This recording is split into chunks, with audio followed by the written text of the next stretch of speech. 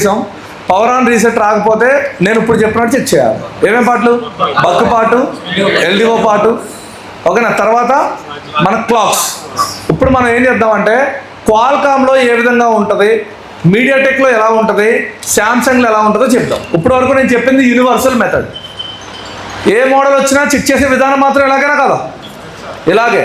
ఇప్పుడు మనం ఏం చేస్తున్నాం అంటే క్వాల్కామ్కి సపరేట్ తీసుకెళ్తాం, మీడియాటెక్కి సపరేటు, శాంసంగ్కి సపరేటు, తర్వాత 2 పవర్ ఐసీలు ఉంటే ఎలా ఉంటుందో చెప్తాం, 3 పవర్ ఐసీలు ఉంటే ఎలా ఉంటుందో చెప్తాం, 4 పవర్ ఐసీలు ఎలా ఉంటుందో చెప్తాం. ఇవన్నీ తెలియాలంటే ఇప్పుడు నేను చెప్పిన ఈ యూనివర్సల్ మెథడ్ మీకు అర్థం కావాలి. నేను ఇప్పుడు చెప్పిన మెథడ్ ఫాలో అయితే మీ దగ్గర స్కెమాటిక్ ఉన్నా లేకపోయినా కూడా రిపేర్ చేయవచ్చు, అవునా కదా. ఇప్పుడు ఎగ్జాంపుల్ దీనికి స్కెమాటిక్ లేదనుకున్నాం ఈ బోర్డుకి, మీరు బోర్డేలో హార్డ్వేర్ సొల్యూషన్ ఉంది, ఇన్ అండ్ అవుట్ చెక్ చేసుకుని, జిఆర్లు చెక్ చేసుకుని, బక్లు ఎల్డిఓలు ఓకే ఉన్నాయో లేదో చెప్పలేమా? చెప్పొచ్చా లేదా? లేదు. సేమ్ ఐసీని మనం పార్ట్ ఫైండర్లో కొట్టి అది ఏ మోడల్లో ఉందో చూసుకుని దాని ప్రకారం దీన్ని మళ్ళీ చెక్ చేసుకోవచ్చా లేదా ఆ బాల్స్ ప్రకారం. సో ఇలా స్టెప్ బై స్టెప్ వెళ్ళాలి. చేద్దాం ఇప్పుడు.